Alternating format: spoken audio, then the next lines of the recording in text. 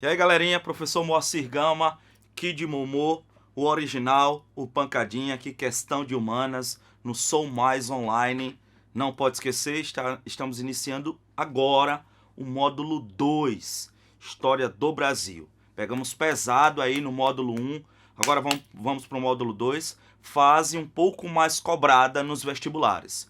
E aí eu inicio com o seguinte questionamento, essa pergunta cai direto, é só buscar aí questões de vestibulares que você vai perceber o que eu estou falando aí, ok? Que pergunta é essa, professor? Os motivos para o início da colonização. Vem comigo, já pega o caderno aí, vá fazendo as observações que eu vou agregando ao que tem no quadro. A primeira pergunta que você precisa fazer, né? Por que Portugal deixou o Brasil em segundo plano durante 30 anos? Lembre, de 1500 a 1530, período pré-colonial. Uma data oficial. Existem críticas em torno dessas datas, evidentemente, mas oficialmente entre 1500 e 1530 é o período colonial. E aí Portugal, nesse momento, ele não coloniza. Por quê, professor? Simples, porque o Brasil não se enquadrava no padrão mercantilista. Opa, não se encontrou a especiaria e não se encontrou o ouro, pelo menos nesse período. E aí Portugal, que vivia do sistema mercantilista, não poderia explorar, implantar um sistema de colonização aqui, porque ele não encontrou aquilo que movimentava todo o mercado europeu e mundial. Tudo bem, professor, mas e a madeira que ele encontrou? E o pau-brasil que era comercializado desde o século XIII, inclusive com esse nome, pau-brasa? Por que não colonizar através dessa madeira? Olha, anota aí do lado, porque era uma exploração aleatória e predatória. Faça essas observações aí, no cantinho. Exploração aleatória e predatória. Se é aleatória e predatória, eu não consigo implantar um sistema nesse sentido. E aí Portugal não consegue implantar uma colonização, por isso, período pré-colonial. Aí você diz, então eu posso usar a palavra desprezo, professor. Portugal desprezou o Brasil. Cuidado se você for escrever. Nunca. Portugal não despreza o Brasil. Ninguém despreza uma área que envia expedições. Ele enviou expedições exploradoras e expedições militares. 4 expedições. Então ele não desprezou. Ele deixou o Brasil em segundo plano. A partir do momento que ele entra em crise, num projeto maior lá, aí ele decide colonizar. Então entenda que nesse período do pré-colonial, você tem que colocar do lado. Não tem escravidão oficialmente falando, beleza? Porque não tem colonização, não tem açúcar, não tem Seis-Maria, não tem capitania, não tem jesuíta, ok? É uma coisa que costuma cair, tá lá na alternativa. Durante o período pré-colonial, os jesuítas e tal, durante o período pré-colonial, os africanos e tal, não existia ainda escravidão africana no pré-colonial. Então faça essas observações aí do lado, ok? Pensou? Tudo bem. Aí Portugal diz, vamos colonizar agora. Por quê? Aí eu coloco aqui para você. Ó. Primeiro é a crise portuguesa. Aí do lado dessa crise, você anota. Mas professor, peraí, volta. Você tem essa facilidade aí. É só voltar, papai. Ok? Voltou, pega a informação de novo. Coloca aí do lado. Por que Portugal está em crise? Poxa, professor, desde o século XV, né, pegando essa especiaria da Índia, muitos lucros. E por que chegou em crise? Ficou em crise? Porque Portugal perdeu o monopólio da rota das especiarias. Você coloca do lado aí, ó. Monopólio da rota das especiarias. Só uma observação. Nós estamos entrando aqui no período colonial. Então é bom frisar aqui, ó, para você, esse regime aqui inicia o período, anote aí do lado, colonial. Caramba, professor. E esse período vai de quanto a quanto? Ele vai de 1530 a 1822, oficialmente. Na prática, em 1808, ele já está indo embora. Então, oficialmente, de 1530 a 1822. Caramba, professor, é um período muito longo, né? Isso. Então, dificilmente um vestibular não cobra, dificilmente, período colonial. Então, você tem que saber tudo. Tudo bem? Por isso eu estou colocando todos os detalhes. Beleza. Então essa crise portuguesa, perda do monopólio da rota das especiarias. Registrou aí, né? Perda do monopólio da rota das especiarias. Então outras nações encontraram e ficou muito, nesse sentido, inviável para Portugal o trajeto, porque ele não estava lucrando como antes, porque ele perdeu o monopólio da rota. Outra coisa pré-crise é a péssima administração portuguesa. Olha que doideira! Professor, 100 anos na produção, comercializando especiaria e minérios, e Portugal não conseguiu transformar isso em uma administração eficiente para projetar o Estado. Era um Estado corrompido, luxo, ostentação, corrupção, dívida, empréstimos constantes. Então o dinheiro ia para o ralo, não para a administração do próprio Estado. Qual o resultado? O Estado entra em crise. Aí você diz, meu Deus, e agora? Para Portugal. E agora? Estamos quebrados. Qual a nossa maior área no além-mar? Opa, Brasil. O que viria a ser Brasil, né? Lembra que o nome do Brasil é Ilha de Veracruz, depois Terra de Santa Cruz, para depois chegar Brasílis e Brasil. O nome Brasil principia a aparecer em 1503. Coloca aí no lado do teu caderno. Estudar o mito Brasilis, origem do nome Brasil. Estudar o mito Brasilis. Lembrem que existe uma competitividade, né, em relação ao nome Brasil. A igreja tem o interesse de atrelar o nome do Brasil à Terra de Santa Cruz, né? Antes foi a Ilha de Santa Cruz. Então, atrelar o nome à igreja, à Terra de Santa Cruz, beleza? Então, afugentar o nome Brasil do pau-brasa, que é o nome comercial ou mitológico do mito Brasilis. Então, há uma disputa, como eu falei na minha primeira aula. Então, eita, eu tenho que olhar a primeira, professor, lá, isso, dá uma olhadinha rápida, não tem problema, e aí você consegue. Então, primeira causa para o início da colonização, a crise portuguesa. Aí, professor, quando ele pensa no Brasil, eita, o Brasil está sendo ameaçado por estrangeiros, especialmente quem? A França, que não respeitava o Tratado de Tordesilhas. Falei em quê?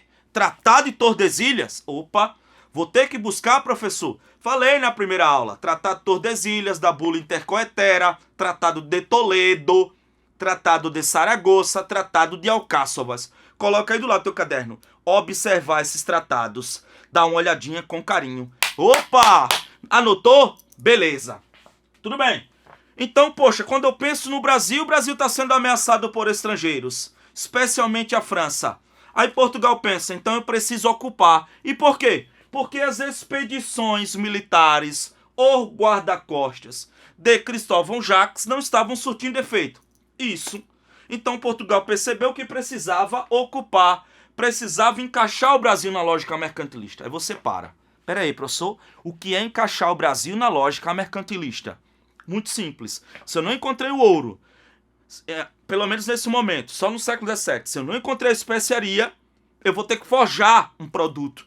E é aí que Portugal pensa na cana, porque ele já tinha experiência na produção. Então, cara, pensou, vamos açucarocrizar o Brasil. Muito simples isso. Beleza, então, eu tenho uma necessidade mercantilista, eu preciso povoar, eu preciso ocupar a área, porque eu preciso afastar a presença estrangeira daqui. Aí, como eu falei antes, Portugal tem experiência. Eu estou em crise, o Brasil está sendo ameaçado por estrangeiros, eu preciso ocupar, encaixar o Brasil no mercantilismo, mas eu tenho experiência nisso porque eu não vou fazer à toa, dar um tiro errado. Tenho experiência. E o açúcar tem alto valor no mercado internacional? Isso. O açúcar era chamado de ouro branco, só para vocês terem noção. Tinha valor de especiaria. Açúcar, sal, né? Pimenta. Lembra lá, né? Pimenta, noz moscada, canela.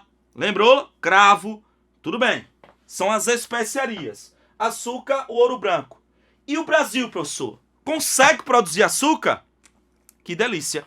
Nós tínhamos um relevo propício, um solo propício e um clima propício. Não em toda a área, evidentemente, mas suficiente para Portugal sair da crise. Ele está com a corda no pescoço e precisa mamar nas tetas do Brasil, ok? Firmou. Belezal. Mas espera aí, professor. Que merda. Se Portugal está em crise, como é que vai colonizar? Opa! Pega a baixa nobreza de lá, que tem nome, mas está em crise, e ela consegue o financiamento nos bancos de Amsterdã. Opa, peraí, parou tudo. Ô, professor, então quem financiou o sistema de capitanias, o início da colonização no Brasil, foi a Holanda? Isso, capital holandês, o capital de Amsterdã. Então quem mais lucrou com a produção do açúcar? A Holanda. Por quê? Portugal só sabia produzir até os pães de açúcar, ele não sabia refinar. A Holanda sabia. Só em Amsterdã existiam 27 refinarias de açúcar.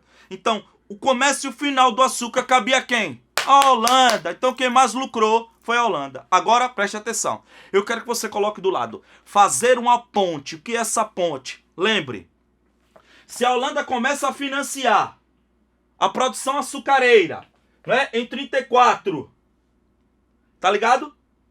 Quando a Espanha proíbe a Holanda de comercializar com o Brasil durante a União Ibérica, a Holanda já comercializava desde 1534. Então a Espanha proibiu a Holanda de comercializar em 1581. Olha quanto tempo. Por isso que a Holanda invadiu o Brasil, invadiu a Bahia e invadiu Pernambuco. Lembre disso, invasões holandesas lá na frente. Fechou. Então, eu estou em crise, o Brasil está sendo ameaçado, a expedição não surte efeito, eu preciso ocupar, encaixar o Brasil no mercantilismo, vá guardando. Eu tenho experiência, o açúcar tem valor, o Brasil tem riqueza física, eu tenho quem financie, tenho quem vem para o Brasil, que é a baixa nobreza, porque a alta nobreza não vem, e que delícia, eu ainda posso estar perto do ouro espanhol da América Latina. Beleza, fechou? Então, os motivos para o início da colonização. Então vamos colonizar. Portugal pensou. Lembre que o rei de Portugal, nesse momento, é o rei da dinastia de Avis, Dom João III. Dom João III. Só coloca do lado. Todo detalhe é importante. Tudo bem. Mas aí você diz, vamos colonizar? Não. Portugal envia uma expedição como um grande teste. Se essa expedição não funciona, não tem colonização do Brasil. Então ele montou o esquema e disse, vai lá, Martim Afonso de Souza, testa, produz lá, engenho, tá ligado? Cria vilas e vamos embora. Se você conseguir, na sequência eu coloco o sistema de capitanias hereditárias. Então entende a função da expedição de Martim Afonso de Souza. Eu vou inclusive também disponibilizar slides sobre isso. Ó, é a expedição mais rica em consequências, exatamente por isso. Que se ela não desse certo, não teria colonização no Brasil. E aí eu tenho uma expedição que dura 3 anos. 1531, 1532, 1533. Aí ele traz 400 colonos, eu coloco aqui, né? Ele traz 400 colonos, ele traz a cana. Professor, a cana não é autóctona do Brasil? Não! Lembre que a cana vem da África e da Ásia. E quem traz para cá é ele, Martim Afonso de Souza. Então, olha lá, ele monta o esquema açucarocrático. 400 colonos, distribui 6 marias, né? Pequenos lotes de terra, circunnavega o Nordeste, expande a religião, expande a cultura.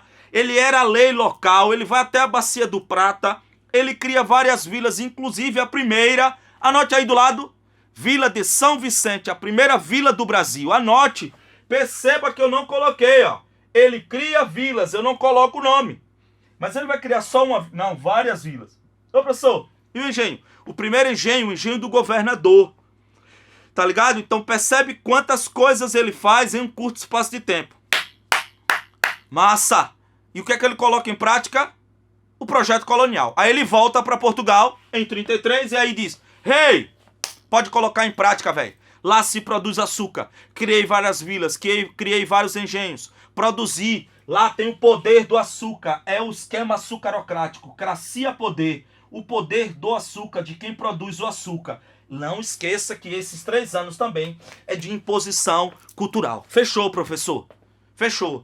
E aí ele vai embora. Quando ele chega lá, vamos produzir açúcar. Aí você diz, professor... Então, na sequência, já vem o sistema de capitanias hereditárias. Isso. E Martim Afonso, que não é besta, disse, eu vou voltar para o Brasil. para minha vila que criei e eu quero transformar essa vila em capitania hereditária. A Vila de São Vicente se transforma em capitania de São Vicente. E quem era o donatário? Ele. Então ele vai embora em 3 e volta em 34 também para montar o sistema de capitanias hereditárias. Agora parou tudo. Reforça a atenção. Esse tema cai bastante e muita gente sabe muito pouco do tema. Capitanias hereditárias. Eu coloco toda uma sequência aqui para você. Primeiro, surge em 1534 e vai até 1759. Aí eu saio do primeiro tópico para o último. Caramba, professor, como assim? Surge em 1534 e vai até 1759. Perceba o período de duração, né, do sistema. Então, como ele durou muito tempo e ele estava impregnado no sistema de plantation ou plantagem... peraí, professor. Mas eu não lembro o que é o sistema de plantation e plantagem. Certo? Eu estou aqui, professor, estudando em casa, anotando. E o senhor vem com esse esquema aí. Vamos lá. Anota aí do lado. Plantation ou plantagem. Latifúndio. Grandes lotes. Contrário de minifúndio. Latifúndio, monocultura, uma só produção. Escravidão, não é trabalho livre. Agroexportação, não é para abastecimento interno. Latifúndio, monocultura, escravidão, agroexportação. Economia complementar e dependente. Ou seja, complementamos Portugal e dependemos de Portugal numa economia periférica. E estamos forjados em 2 pontos importantes. No grande lote de terra e na escravidão. No latifúndio e na escravidão. Então, veja que o tópico central da aula, né, é a estrutura, a relação com a estrutura fundiária. Se o Brasil se forja no latifúndio, ele oportuniza menos que no minifúndio. Logo, um grupo imenso não vai ter acesso à terra. E aí vai sofrer o que a gente chama de êxodo rural, inchar as cidades e formar as grandes periferias do país. Então, se eu comento capitania hereditária, eu tenho que comentar o seguinte: é impossível dissociar o sistema de capitanias da estrutura atual fundiária desigual, discrepante na história do Brasil. Ok? Então, se o cidadão brasileiro hoje não tem o acesso à terra no campo como deveria ter, isso também tem relação com a história, com o sistema de capitanias hereditárias. Isso nós chamamos de herança colonial, que está presente no nosso cotidiano. O Estado não interfere de maneira eficiente no processo histórico para diminuir o dano histórico, para diminuir a dívida histórica, e aí ele fica dialogando com o caos, porque o cidadão continua a não ter acesso a terras no Brasil. Ok? Então, entenda que o sistema de capitanias hereditárias tem uma relação com o sistema atual fundiário desigual, discrepante. Isso piora. Agora é hora de anotar mais uma vez. Coloca do lado. Perceba quantas coisas do lado aí você vai ter que anotar. Você está anotando nessa aula. Lei de Terras de 1850. Como assim? Lei de Terras de 1850? Simples. Em 1850, o governo cria o registro da terra com alto valor e o minifundiário, se existia, não podia pagar o registro. Logo, o latifundiário podia pagar. Então, se o Brasil já era latifundiário de uma herança das capitanias hereditárias, com a lei de terras, isso piora, porque a lei de terras elitiza mais ainda o acesso à terra. Então, meu filho, se você vai escrever sobre estrutura fundiária no Brasil, impossível desigual, impossível não citar capitanias, não citar a lei de terras. Guardou? Isso que eu chamo de herança colonial, cotidiano colonial, dívida histórica. Muito cuidado, porque isso tem relação com sociologia, isso tem relação com filosofia, isso tem relação com geografia. Então, o peso é muito forte dessa informação. Guarda aí, inclusive você pode utilizar na redação. Vamos embora. Fechou? Origem, professor. Senhorio português. Então, se é um esquema de plantation e tem uma origem no senhorio português, eu cito aqui que ele é descentralizado. Ou seja, não é centralizado. O rei não está aqui, por exemplo, e tudo pertence a ele, e ele unifica todas as capitanias, ou não tem governador geral ainda. Então é descentralizado. Aí você faz uma outra observação. Coloca aí. Nunca comparar com o sistema feudal. Eita, professor, peraí. Mas eu li que o autor compara tal autor, ou tais autores. Ah, mas eu vi numa questão inclusive atual, professor, que compara. Tá errado. errado, ok? Senhor feudal era descentralizado? Era. Mas o seu feudal não obedecia a ninguém. Aqui o senhor de capitanias era descentralizado, mas o donatário obedecia ao rei de Portugal primeiro e depois ao governador geral. Beleza? Tudo bem.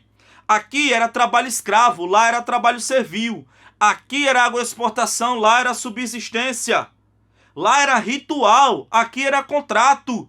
Onde é que você pode comparar? Então nunca comparar com o senhor feudal. Beleza. O donatário ele recebia duas cartas. A carta de doação, onde ele recebia o direito administrativo de administrar, né? O direito de administrar a capitania. E o foral, direitos e deveres dos donatários. Carta de doação e o foral. Muito cuidado para não confundir. Carta de doação, o Estado doa o direito administrativo ao donatário. Foral, os direitos e deveres dos donatários. Tudo bem. Professor, mas nessa carta de doação, então o donatário é dono do direito administrativo? Olha o que eu cito. A capitania não era uma propriedade privada do donatário. O que era privado? O direito de administrar. Então, professor, estava sujeito a todo tipo de sucessão, já que é hereditária? É hereditário o meu direito de administrar? Sim. Portugal abria para todo tipo de sucessão. E aí eu vou usar termos épicos, ok? Originais da carta lá. Olha lá. Ele abria para fêmeas, numa sociedade patriarcalista, a mulher submissa, sociedade machista, a mulher submissa. Ele abria para fêmeas, o termo original para mulher, sim. Para bastardos, sim. Para ascendente de menor, sim. Para transversal, sim. Para em desvio da lei mental, sim. Então Portugal estava desesperado nesse sentido para a administração, porque dentro de uma sociedade que perseguia todo esse público aí, Portugal cedia, então ele estava desesperado para a administração. Não era porque ele estava à frente do tempo, nada disso não, ok? Até porque era um país muito conservador. É porque ele precisava que alguém administrasse. Professor, e que história é essa de capitania real hereditária? Opa, você não sabia? Meu Deus, existem dois tipos de capitania. A hereditária e a real. A hereditária é essa que passa de pai para filho ou donataria. Tudo bem? E a capitania real? Quando o donatário não consegue administrar nenhum sucessor. O rei toma a capitania hereditária e ela passa a ser real. Inclusive a primeira capitania que deixou de ser hereditária e passou a ser real foi a da Bahia, a última foi a de Porto Seguro. Ou quando o rei tem necessidades militares na área ou necessidades políticas na área. Tipo, a capital do Brasil vai ser Salvador, então a capitania tem que passar a ser real, a capitania da Bahia. Ou eu preciso construir um forte nessa área, mesma coisa, necessidades militares. Então, crise administrativa, necessidade política, necessidade militar. Tudo bem. Então a capitania deixa de ser hereditária e passa a ser real. Isso. Então de 17 capitanias, professor, 17, viu? Não pode esquecer que eram 15 continentais e 2 insulares, 2 ilhas. 17 capitanias. Para quantos donatários? 17, só que 5 desistiram. 5 desistiram, vieram 12 donatários. E por quê? Investimentos, deslocamento, dificuldade de comunicação, então muitos não vieram. E aí Portugal teve que redistribuir. Tudo bem, das 17, 2 prosperam. Pernambuco e São Vicente. Causas do sucesso. Muito simples. Altos investimentos iniciais, povoamento, mão de obra, policultura, interiorização, proximidade com a metrópole, riqueza física. Ok? Tudo isso, estrutura prévia no caso de São Vicente. Tudo isso vai fazer com que essas capitanias prosperem. Pernambuco e São Vicente. E as causas do fracasso? Cuidado essas duas perguntinhas aí, viu? Cuidado. Distância das capitanias para a metrópole. Distância entre as capitanias. Dificuldade de comunicação. Baixos investimentos. Ataques estrangeiros. Conflitos com os nativos. Às vezes a terra dessa área não era tão propícia. Por isso a crise. Ok? Só para dar um exemplo. Já imaginou o donatário recebendo um ataque francês e pedindo o apoio do rei? Olha, 2 meses no mar a carta. Aí chega lá, o rei diz, quanto de apoio? Mais 2 meses. Aí o cara diz, manda o que você tiver aí. O cara tá desesperado. Mais 2 meses, mais 2 meses. 8 meses, 1 ano para receber um retorno. Então, como é, meu amigo? Era muito difícil para o donatário. E aí, nesse caso, o sistema entra em crise. E o principal problema do sistema era tudo muito solto, muito descentralizado. As capitanias eram muito autônomas. E o único que mandava em tudo estava lá do outro lado do Atlântico, que era o rei de Portugal. Por isso que o sistema não vingou. Então, Portugal identifica que a crise do sistema de capitanias hereditárias era a descentralização. Por isso, ele precisava centralizar o sistema. É aí que surge o sistema de governador geral. Tudo bem? Não sai daí, eu vou só apagar o quadro, ok? Para montar sobre governo geral e a gente fecha essa primeira aula do módulo 2. Valeu, galera!